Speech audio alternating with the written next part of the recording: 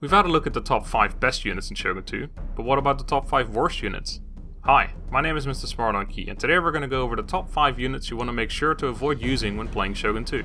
Same disclaimer as last time, this list is solely based on single player experience, which means some of these units might actually be good in multiplayer. Also important to note is that the majority of my experience lies with legendary difficulty, which may skew my opinion on the uselessness of some units.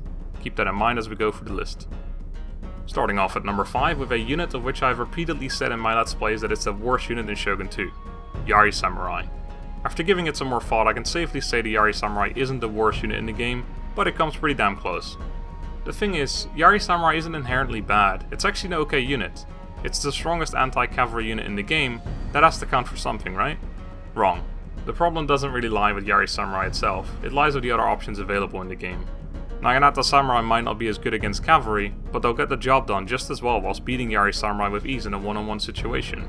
Katana Samurai obviously don't have any anti-cavalry bonus, but will also demolish a Yari Samurai in a one-on-one situation. Yari Samurai are in the unfortunate position to be outclassed by every other similar unit in one way or another. Moving on to number 4, we have a unit I talked about fairly extensively in the top 5 best units video, Katana Cavalry. I didn't have much good to say about them then, and I can promise you that hasn't changed. Katana Cavalry are in a fairly similar situation as Yari Samurai, outclassed by other similar units. However, in Katana Cavalry's case there's only really one other similar unit, and it is miles better in almost every regard. Let me regurgitate what I said in the top 5 best units video. Yari Cavalry are faster, have more stamina, and most importantly, a massive anti-cavalry bonus. The problem the Katana Cavalry have is that they're extremely unlikely to ever win the cavalry fight, which means they're unlikely to ever actually be able to do what they're good at, sustained combat with infantry. They'll get demolished by Yari Cavalry. They'll beat light cavalry but not without taking heavy losses, making it a pretty bad trade. And they'll only win against other Katana Cavalry if there's more of them or they're more experienced, not something you can always rely on. Sure, you can always ignore the enemy cavalry and attempt to kill other units like their archers, but that just means leaving the enemy's cavalry to do the same thing, and at that point you're just throwing away your own units. We've arrived at the top 3. Get some toilet paper ready because we're getting to the real crap now. Coming in at number 3, fire rockets. Let's start with the positives. Fire rockets have a range of 250, which is 100 further than the average bow unit, meaning they get to fire an extra volley or so before archers get in range. Their damage is actually alright as well. They have the added bonus of shocking the enemy's morale. Sounds pretty decent so far. Let's move on to why they're on this list. There's only 40 of them on ultra unit size, which makes sense since they're a fairly strong unit when it comes to dealing damage. The downside is of course that the moment the enemy's archers get into range, these are the first units to get targeted and they will die in a matter of seconds. The fact that they only have 1 armor doesn't help that fact either. If you looked up the meaning of glass cannon, you would see a picture of the fire rockets. But donkey, you insist. Fire rockets are supposed to be used in offensive sieges where you outrange the opponent and there's nothing they can do about it. A solid point, Jeremiah. Now sit back down and let me tell you why you're wrong. First of all, if you're fighting offensive sieges, you're doing it wrong. Always siege out your enemy, unless you want to lose half your army for nothing. Second, even if you did fight offensive sieges, you're still stuck with these guys in regular land battles, which happen much more frequently. In conclusion, fire rockets just die too quickly to ever be worth their cost.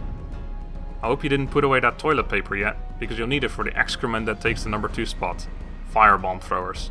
A unit similar in some ways to the fire rockets. They share the same unit size, but much to the firebomb thrower's detriment, not the same range. With a range of 50, they essentially have to be in the enemy's face before they can do anything. Let's go over how this usually plays out. Again, similar to the fire rockets, they have very low armor, meaning they'll die in a volley or 2 of arrows. Fine, you shout. I'll just run them around the flanks out of range of the arrows. Sure, Geronimo, you could do that. I'm sure those cavalry units will let you pass unharmed. Are you seeing where I'm going with this? Fine. Let's assume the enemy has no archers nor cavalry. You get up behind the enemy's line while they're engaged with your men. You let fly, your bombs hit the floor and boom, you've killed a whopping 12 men. But what's this? You killed 6 of your own as well. I'm sure that was just a one-time thing. Throw again. This time you killed 8 of the enemy's men and another 5 of your own. Rinse and repeat, you get the drill. There is one redeeming factor for the firebomb throwers though, and this is serious. If you're defending a siege, wait until the enemy gets close. Put these guys on a wall and they will do extremely well. Whether it's worth paying the upkeep just to put these guys on a wall somewhere when defending a siege is up to you. I think you know where I stand. We've arrived at the number 1 spot. I hope you're ready for this. This might be hard to swallow because there isn't just one worse unit. There's 2. These units are both so horrible that I figured the only appropriate thing to do is to put them both at the top of the list. I am of course talking about the fire projecting mangonels and the European cannons.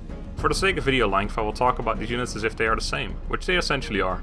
From now on they shall be known as European mangonels. Let's start with the positive. Yes, positive, no plural, since it's only really one thing the European mangonels have going for them: range. They have the highest range out of all units in the game. Sadly, the main problem the European mangonels suffer is their horrendously low accuracy. They couldn't hit the broadside of a barn, meaning they have an incredibly bad time when attempting to hit enemy units. But Donkey, you cry. European mangonels are supposed to be used in offensive sieges. Yes, Jermaine, I think we're going in circles. I refer you back to number 3, same points apply here, with the added point of accuracy. At least the fire rockets had the decency to actually hit their target. I wasn't kidding when I said the European mangonels couldn't hit the broadside of a barn, although in fairness that's more true for the mangonels than it is for the cannons.